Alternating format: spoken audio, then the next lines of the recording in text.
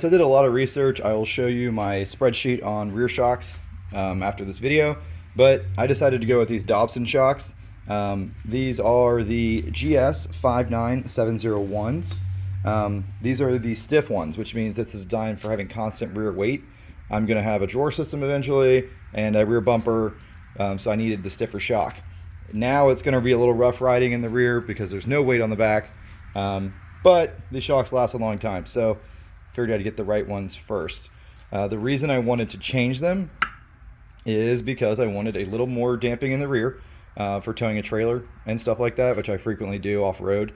And these stock shocks honestly weren't bad, but they are a little short, so they're wasting some down travel. So you can see here side by side, I put the bushings on to show, this is the part that contacts the frame, so that's the measurement you're interested in, and we're going to see how much longer these shocks are. So I went through and I compiled a good bit of data on different shocks and different options, and I emailed a lot of manufacturers to get the lengths. For whatever reason, a lot of shocks don't publish their lengths very many places, and then when they do, it's a different website than the manufacturers, and it's not very reliable. So I always find that when you're going to buy shocks, just go ahead and shoot an email to the manufacturer, like, hey, what is your extended length? And then you can get them. When they measure a shock, they measure from down here to that shoulder, to the center of the eye. What I'm measuring right here is just a delta, so I'm just seeing how different this is. So if we go from here to there, you can see that the shock is 1.5 inches longer. And that's exactly what I wanted, because I have KDSS. So if I had gone with the longer shocks, like the Foam Cell Pros in the rear, they were like 2.2 inches longer. And that would have given me problems with my sway bars binding at full down travel. The shock wouldn't have been the thing limiting the down travel. It would have actually been the sway bar. And that's not good for all your sway bar bushings and stuff. So I went with these because they're still extended length, but they're not as extended as some of the other options, which is good because I didn't want to have to do the sway bar spacers and all of that stuff.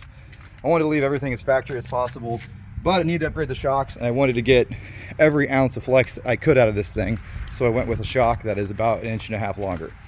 So that measurement does kind of go with what I was expecting, within a few millimeters based on the lengths I found online, and the lengths provided by the manufacturer. So these Dobsons are, never used them before. I've always done TJM, ARB, or Bilsteins for the most part.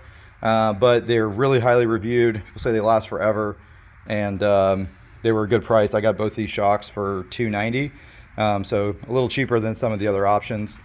And yeah, I think they'll be good. A little stiff when I'm unloaded, but they'll be great when I'm towing, and they'll be great when I have the bumper and the drawer system in. All right, so here's the shocks I considered. A couple things to point out: extended length, compressed length. There's a pretty big variance in extended length shocks that they say fit this truck, and that's because these shocks fit 4Runners and GX470s that don't have KDSS, etc. So it's important to actually figure the lengths out and get the right shock. For instance, the Foam Cell Pros are too long. That would have required me to drop the sway bar with some spacers and then add a different panhard bar to fit around that, and I didn't want to do all that. And I went with these Dobinsons because I've never used them before, but I hear a lot of good things about them. And they're weight specific. They had a heavy and a light version. I went with the heavy, which is the 701. 705 is the light version. And Fox was a little too long, a little too expensive. Built 5100. They just had one shock. Old Man Emu was another good option, but I just wanted to try out the Dobinson, and they had a little more travel. If you look at these numbers, 560, 590, so 30 millimeters longer, a little over 1 inch. And that's what I got. I got about 1.2 inches more travel. So that all kind of checks out in the right ballpark. But yeah, so there's the shocks for the GX460 if you're interested, and there's some good data on them. All right, guys, so here's the results. Here's how it shook out. These are my charts where I do my flex testing. It's like my CTI index chart. Let me talk you through the chart again because I know some people commented they were confused about it. So if you look at just the top part here, this is the truck with stock. Driver front up means that the driver's front tire is up on the ramp, and consequently the passenger rear tire is up on the ramp, because that's what we're doing with the CTI test, is we're trying to get cross axle flex. So really flex out the truck at a maximum, and I have 2 ramps, so I can do this conveniently in the driveway and get some repeatable data for when I change things, and so far it's been working out great. So that's driver's front up, this is passenger front up. This flat column is the measurements from the top of the wheel to the fender when it's on flat ground. This is the measurements once it's flexed out. Delta is just subtracting those two and taking the absolute value to see how much change we got. And then these are kind of totals on this side: front flex, rear flex, total, right? Pretty simple. So what did the rear shocks do? Well, with the rear shocks, we got 1.2 inches more down travel in the rear, which is excellent. That's about what we expected. And what does that mean overall? It means that we got about 11% more rear flex, so 0.11, 0.11 if you round that. So that's a good improvement. 11% is pretty huge. And all we had to do was add $300 of shocks. We did not do the Ironman panhard bar, and we didn't change the mounting points of the KDSS sway bar. So everything's in its stock locations. All we did was put a slightly longer shock, and we were able to get a good bit more travel. That's pretty huge. Another thing I wanted to point out is if you compare the numbers for how it sits now to the numbers right after I did just the front lift, you can see that this bumper, this Ironman bumper, caused my front end to sag about 1/2 inch if you average the two sides. So that's pretty interesting. That weight did cause some sag, so I need to put front coilovers with adjustable preload to account for me adding weight and stuff. And that did change the flex a little bit because it changes how much up travel you have versus down travel. And KDSS in the front always hits the bump stop, but it will kind of hang the wheel up when it's dropping down. If you look at these numbers, there's some asymmetry going on here. Front to rear and left to right, obviously, mostly left to right because KDSS is rigid on one side, sway bar link, and has a hydraulic sway bar link on the other side. Anyways, the main takeaway is that shocks were a good improvement.